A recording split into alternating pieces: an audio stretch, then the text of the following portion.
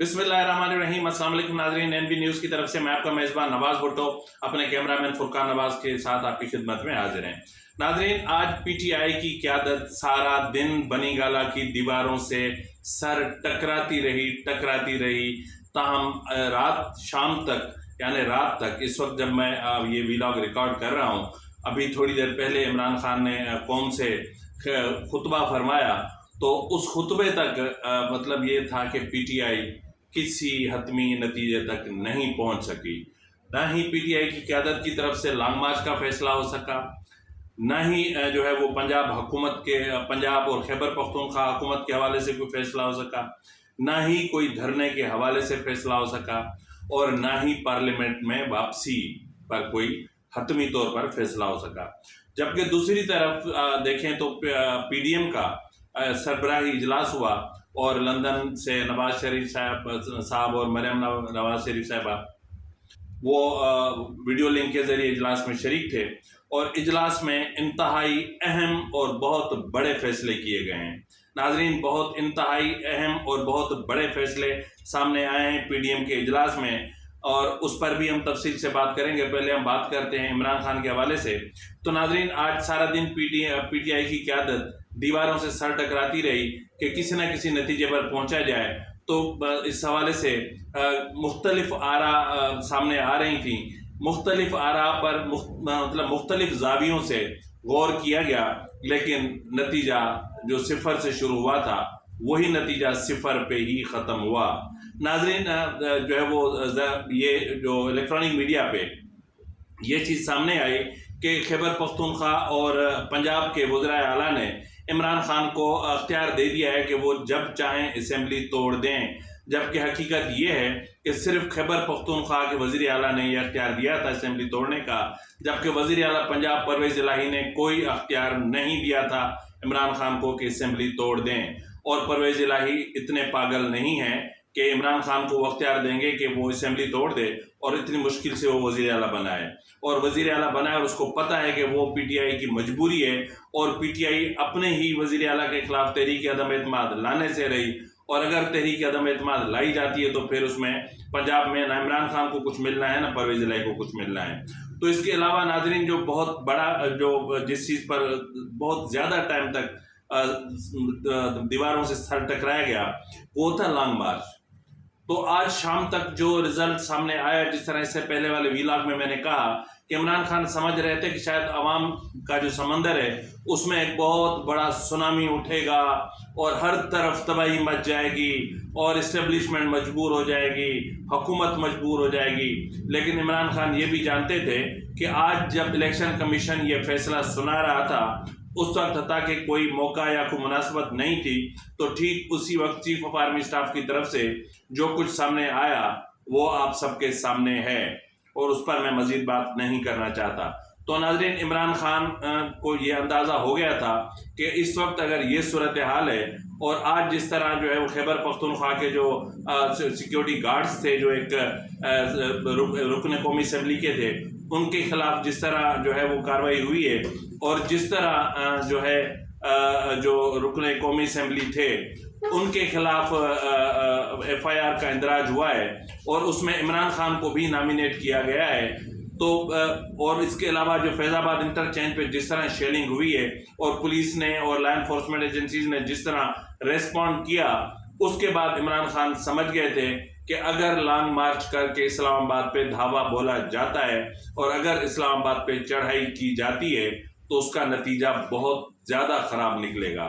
तो इस सूरत हाल में इमरान खान के पास और कोई मुतबादिल रास्ता नहीं था। इसके अलावा इमरान खान को जो ज़्यादा चीज़ दी गई वो ये थी कि इस वक्त एक हजूम मौजूद है, और इस वक्त अगर जो हमारे अपने लोग भी यहाँ जो है वो रेड जोन में मौजूद हैं उनको बुलाकर अभी धरना दे दिया जाए तो उसको भी इमरान खान ने और जो दीगर पार्टी कायदीन ने उन्होंने मुस्तरद कर दिया कि इस वक्त अगर हम जाके बैठते हैं तो पहले ही सूरत हाल इतनी ख़तरनाक है, और अगर रेड जोन में हम पहुँचे तो फिर जो सिचुएशन बनेगी वो आउट ऑफ कंट्रोल होगी। तो नाजरीन, पार्लियामेंट में वापसी के हवाले से भी मुख्तलिफ तजावीज़ आई, और ये कहा गया कि जिस तरह हम पार्लियामेंट में वापस जाके अपना पार्टी का और अपनी पार्टी की क़यादत का दिफा कर सकते हैं, या हम अपने मामलात जो पार्टी मामलात हैं हम वो कर सकते हैं, या हुकूमत की जिस तरह हम रास्ता रोक सकते हैं, इस तरह हम पार्लियामेंट से बाहर बैठकर नहीं कर सकते। ताहम इमरान खान ने दो टोक अल्फाज में कहा कि फ़िलहाल ऐसा कुछ भी नहीं होगा और हम पार्लियामेंट में वापस नहीं जाएंगे, क्योंकि पार्लियामेंट में वापस न जाना हमारे लिए सबसे बड़ी जो शिकस्त होगी। नाज़रीन, इमरान खान इस वक्त वैसे भी एक संगीन शिकस्त से दो चार हैं, और वो शिकस्त ये है कि इमरान खान ने आज भी लॉन्ग मार्च की कॉल नहीं दी, और जब कौम से खुतबा फरमाया तो उसमें उन्होंने आवाम से कहा कि मुल्क नाजुक मोड़ पर है और कौम जहाद के लिए तैयार हो जाए, जल्दी कॉल दूंगा, और फिलहाल मैं प्रोटेस्ट कॉल दे रहा हूँ, और ये एक तारीखी जो है वो अपना जलसा होगा या फिर प्रोटेस्ट होगा या एहतजाज होगा या जो भी होगा, लेकिन लॉन्ग मार्च नहीं होगा। नाज़रीन, याद है मैंने आपसे कहा था प्रोग्राम का, मैं थोड़ा सा आपको इंट्रो बता देता हूँ कि मैंने कहा था कि लॉन्ग मार्च होगा, नहीं होगा, नहीं होगा, नहीं होगा। तो उस प्रोग्राम में मैंने आपको बता दिया था कि लॉन्ग मार्च इमरान खान नहीं कर सकता, और अगर लॉन्ग मार्च करके इतने सारे लोगों को इस्लामाबाद ले भी आता है, चलो ठीक है, इस्लामाबाद की हदूद में नहीं आते, इर्द गिर्द के सराउंडिंग एरिया जहाँ जो इस्लामाबाद की एंट्री और एग्जिट पॉइंट से वहीं पर धरना दिया जाता है, उसके बाद क्या? यानी इस्लामाबाद के अंदर अगर आते हैं तो फिर तो मौसम फिर भी किसी हद तक बर्दाश्त किया जा सकता है, लेकिन अगर उसके जो एंट्री और एग्जिट पॉइंट्स हैं यानी इस्लामाबाद से दूर थोड़ा फासले पर, तो वहाँ तो जो सर्दी की इंतहा है उसको कौन रोकेगा? वहाँ जो लोग होंगे या उनके कारकुन होंगे उनको कैसे फैसिलिटेट किया जाएगा, और कारकुन आएंगे कितने? 10-15 हज़ार से ज़्यादा नहीं आ सकते थे। इमरान खान भले बोलता रहे कि मैं इतने लाख कारकुन ले आता, लेकिन मैं कह रहा हूँ कि 15 इंतहा कर लूँ, बहुत ज़्यादा मैं इंतहा कर लूँ तो 20,000 से ज़्यादा कारकुन इमरान खान के लॉन्ग मार्च में और धरने में नहीं आ सकते। तो बहरहाल आज सारा दिन जो है वो ये चीज़ें होती रहीं, लेकिन बाद में इमरान खान ने जो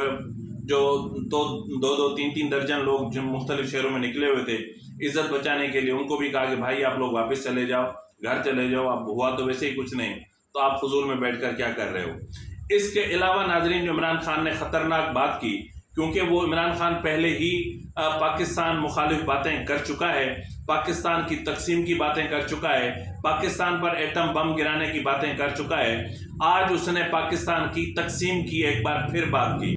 नाज़रीन, इमरान खान ने अपने जो खुतबे नुमा खिताब में फरमाया कि 1971 में जब सकूत ढाका हुआ था तो उस वक्त भी ऐसा ही माहौल पैदा किया गया था और इसी तरह अक्सरियती पार्टी को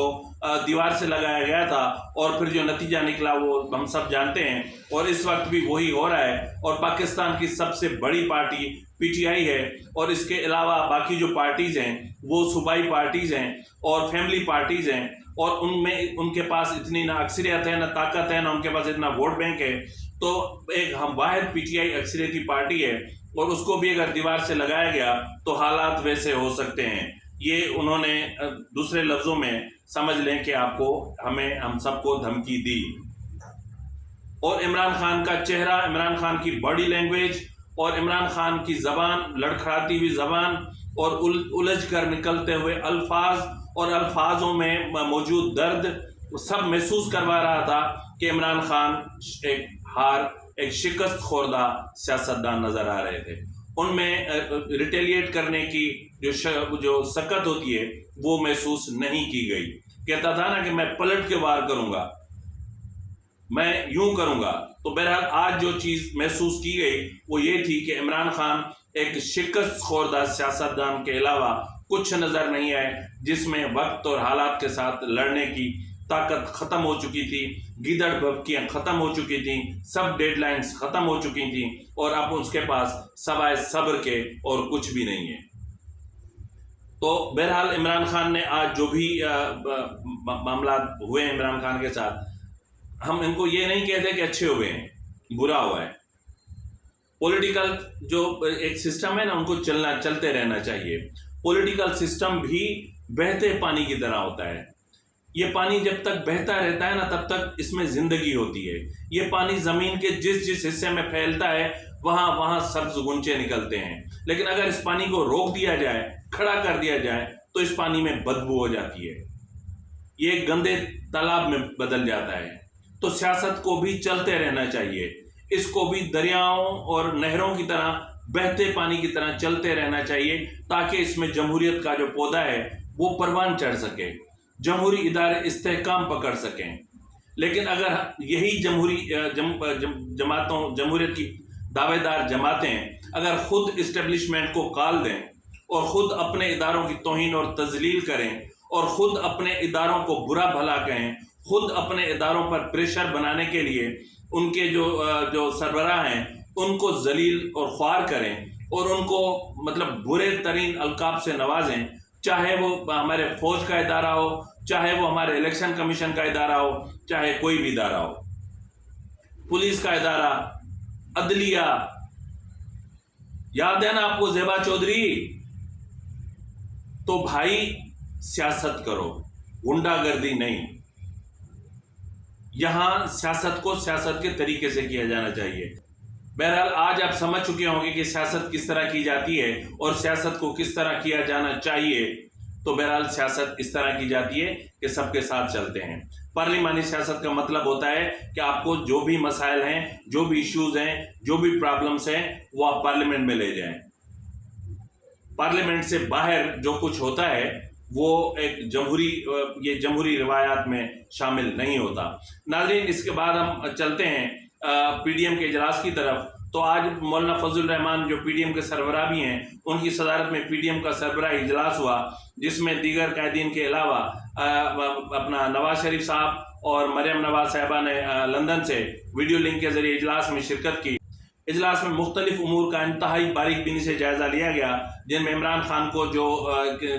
आज नाअहली की सजा हुई है, इस पर जो है वो इजहार तशक्कुर किया गया।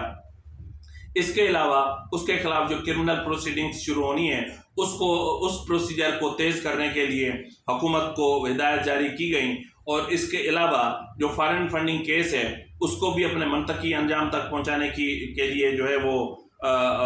उसके हवाले से भी फैसले किए गए। और जो ऑडियो लीक्स के हवाले से जो मामलात हैं उस पर भी तफसील से गौर किया गया। और उसके हवाले से जो कमेटी है, वज़ीर आज़म से कहा गया कि वो कमेटी से जो है वो उनकी जो सिफारिशात हैं वो तलब करें और इस मामले को वाइंड अप करें, क्योंकि इमरान खान ऑलरेडी इस मामले पर सुप्रीम कोर्ट में जा चुका है। तो इस हवाले से अब मज़ीद ताख़ीर नहीं की जानी चाहिए। तो इसके अलावा नाजरीन, जो मामला ज़ेर बहस आया वो ये था कि इमरान खान के जो दीगर केसेस हैं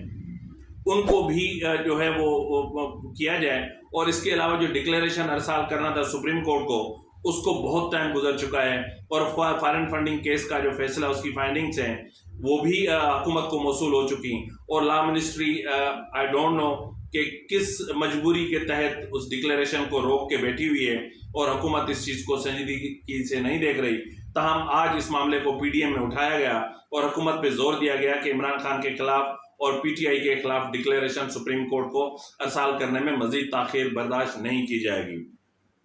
नाज़रीन, इजलास में नवाज शरीफ की वतन वापसी इंतहाई अहम मौजू था और इस पर मुख्तलिफ ज़ावियों से इसका जायज़ा लिया गया और जो अदालती जो केसेस हैं उसके हवाले से भी लिया गया और लॉ मिनिस्ट्री है उससे भी ओपिनियन लिया गया। और ताहम इस बात पर इत्तफाक किया गया कि नवाज शरीफ को अब जो है वो पाकिस्तान वापस आने में अब ज़्यादा ताख़ीर नहीं होनी चाहिए और इसके हवाले से जो भी लीगल फार्मेलिटीज़ पूरी करनी है उनको निपटा दिया जाए और अब नवाज शरीफ को फ़ौरन पाकिस्तान वापस आने के लिए उसकी राह हमवार की जाए। उसके हवाले से अगर सुप्रीम कोर्ट से रुजू करना है तो वहाँ किया जाए, अगर कोई रेफरेंस दायर करना है तो वो किया जाए, अगर हाई कोर्ट से रिलीफ मिल सकता है तो वहाँ किया जाए। मतलब जिस फोरम से हमें रिलीफ मिल सकता है वहाँ उस फोरम पे अप्लाई किया जाए, ताकि इस वक्त सब सूरत हाल क्लियर हो चुकी है, सारा मंजरनामा साफ हो चुका है और सब कुछ खुल चुका है कि वो जो भी नाअहली थी या जो सज़ा थी वो बदनीयती पर मुबनी थी। सारा मंजरनामा साफ हो चुका है और उसके शवाहिद भी मंजर आम पे आ चुके हैं। तो इस हवाले से अब अदलिया भी इस चीज़ को समझ चुकी है कि जो भी माजी में हुआ वो दुरुस्त नहीं था और उसको जो है उस नाअहली को, यानी ताहयात नाअहली को खुद सुप्रीम कोर्ट के चीफ जस्टिस उमर अता बंदियाल साहब काला कानून करार दे चुके हैं। और इसके पीछे कुछ और कहानी भी है, वो मैं किसी प्रोग्राम में आप याद रहा तो आपको ज़रूर बताऊंगा। नाज़रीन, इजलास में ये भी फैसला किया गया कि इंतखाबात हर सूरत में मुकर्ररा तारीख पर ही होंगे और ये पार्लियामेंट अपनी आईनी मुद्दत पूरी करेगी और इससे पहले इंतखाबात नहीं हो सकते। और अगर किसी ने कोई लश्कर कशी करने की कोशिश की या कोई जत्थे लेकर आया तो फिर उसके साथ सख्ती से निपटा जाएगा। नाज़रीन, इजलास में मईशत की बेहतरी के हवाले से भी बात की गई और मुख्तलिफ ममालिक से होने वाले राब्तों और उन राब्तों के ज़रिए जो मिलने वाले जो वादे हैं उन वादों पर और उन वादों में से कितने वादे पूरे हो सकते हैं और किस तरह पैसा आ सकता है और किस तरह महंगाई पे कंट्रोल किया जा सकता है और किस तरह महंगाई के लेवल को नीचे लाया जा सकता है और किस तरह पेट्रोल की प्राइसेस को नीचे लाया जा सकता है। इन तमाम उमूर पर जो है वो तफसील से बातचीत की गई और इसमें मुख्तलिफ तजावीज़ थी, उनको भी हतमी शक्ल दी गई और ये फैसला किया गया कि ये जो भी तजावीज़ हैं वो वजारत ख़जाना को दी जाएंगी और वजारत ख़जाना इन पर अमल दरामद करते हुए मुल्क की जो मईशत है उसकी बेहतरी के लिए संजीदा इक़दाम करे। इसी के साथ ही अपने मेज़बान नवाज़ भुट्टो को इजाज़त दीजिए। अल्लाह हाफ़िज़।